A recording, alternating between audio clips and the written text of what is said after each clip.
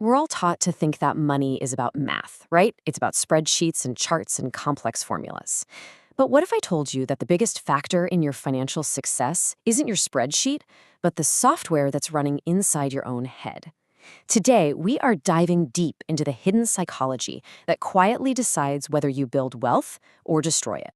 This quote right here gets to the absolute heart of it. We're always told the biggest risks to our money are out there in the market. But the truth is, the real risks are in our own minds.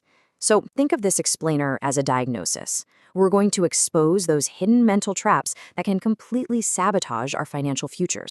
So as we go through this, I really want you to keep this question in mind, because understanding your own financial wiring, your own personal diagnosis, is the absolute first step to rewiring it for success. All right, let's kick things off with a foundational truth, and it's a big one. Money isn't really about math, not at its core.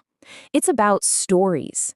The financial reality that you live in, it's shaped way more by your personal experiences than by any textbook you could ever read. And that idea leads us right into our first trap, the different games trap. The core idea here is simple but profound. No one is financially crazy.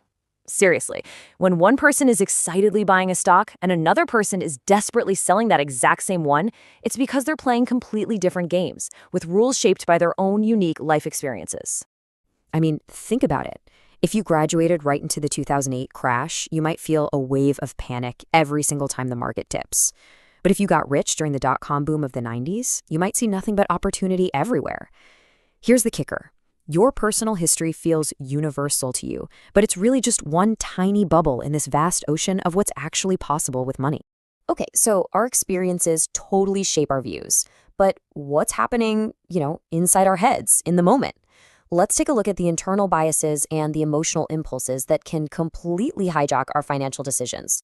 This is such a powerful question, and it gets to the heart of so many financial train wrecks.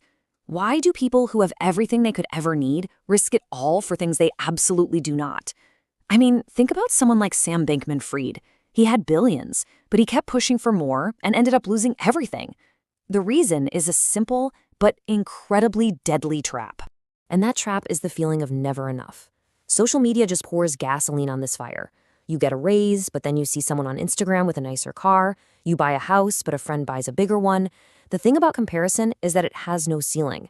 Even Napoleon was jealous of Caesar, who was jealous of Alexander the Great. The only way to win this game is to refuse to play. You have to define what enough means to you. This leads to another little mental glitch we all have. We try so hard to be rational, but what we should be aiming for is just being reasonable. See, a rational plan might look absolutely perfect on a spreadsheet, but it doesn't account for real-world emotions like fear or panic or doubt. A reasonable plan, on the other hand, is one you can actually stick with when things get messy. It's built to last. And here is the proof that being reasonable wins in the long run. Just look at this. Historically, the longer you stay invested in the market, the higher your odds of a positive return. Over 1 year, your odds are pretty good, about 68%. Over 10 years, they jump to 88%. But look at this. Over any 20-year period, the market has always gone up. Trying to perfectly time it is rational, but it usually fails. Just staying in the game? That's reasonable. And it works. All right, next up is the appealing fiction trap. We humans are suckers for a good story. We're wired to fall for them, even when all the data is screaming no. We see that one lottery winner on the news and we totally forget about the millions and millions of people who lost. We see a crypto influencer on a yacht and we buy into the story, completely ignoring the math. So here's the question you have to ask yourself, over and over again. Is this belief I have actually supported by data, or is it just supported by my desire for it to be true? Learning to separate those two things, well, that's one of the most critical financial skills you can ever develop. So it's not just our own minds that are trying to trick us. Oh no, the outside world, from society to the news, is constantly sending us misleading signals about money. Here's one of the biggest distinctions that we almost always get wrong. The difference between looking rich and being rich. See, looking rich is visible. It's the fancy car, the expensive watch, and it's all about spending money. True wealth, on the other hand, is invisible. It's the money you haven't spent, the money that's quietly working for you in accounts no one ever sees. One of these paths leads to stress, and the other leads to freedom. And this quote just nails it perfectly. Real wealth is quiet. It's the money working for you behind the scenes. It's the freedom to walk away from a job you hate. It is simply the financial assets you haven't turned into flashy stuff yet. This leads to a funny little quirk called the man in the car paradox. You've totally felt this. We buy a fancy car thinking that people will admire us. But in reality, when people see the car, they just imagine themselves driving it. We're using our stuff to chase admiration from others, but guess what? Nobody is thinking about your things as much as you are. We are also totally wired for pessimism. A 40% market crash gets a giant scary headline, while a 140% gain over 6 years is just a tiny footnote. Why?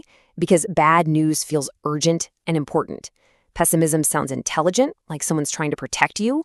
Optimism, on the other hand, well, it usually just sounds like a sales pitch, doesn't it? But here's the thing. Real, powerful optimism isn't blind faith. It's not about ignoring problems. It's the deep understanding that setbacks and chaos are a normal part of the journey, but that the long-term trend of human progress and innovation is always upward. That's the mindset that keeps you invested through all the noise. Okay, so we've diagnosed all the problems, we've gone through the traps. Now for the good part. In this final section, let's talk about the cure, the mindset shifts that build real, lasting freedom.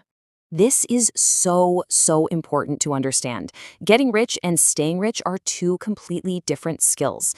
Getting rich often means taking bold risks and being really optimistic, but staying rich, that requires the total opposite: humility, caution, and a healthy dose of paranoia to know that it can all disappear in a heartbeat. Survival is everything. And what's the best tool for survival? Savings. And I love this definition. Savings is the gap between your ego and your income. See, you don't just save for a new house or a car. You save for the surprises you can't possibly predict. You save to buy yourself freedom, options, and control over your own time. If you want to understand the single most powerful force in finance, just look at this number. Warren Buffett earned 97% of his entire fortune after he turned 65. Let that sink in. His secret weapon wasn't being the world's greatest investing genius. It was just being a pretty good investor for over 80 years. The real magic isn't timing the market, it's time in the market. And ultimately, when you boil it all down, this is the real goal. It's not a number in your bank account or a fancy car in the driveway. The highest, truest form of wealth is autonomy. It's the simple but profound ability to wake up and have complete control over your schedule, to live life on your own terms. And that brings us right back to the most important question of all. Forget what the world tells you that you should want. Before you can ever hope to win the financial game, you have to define the finish line for yourself. So I'll leave you with this to think about. What does enough truly mean to you?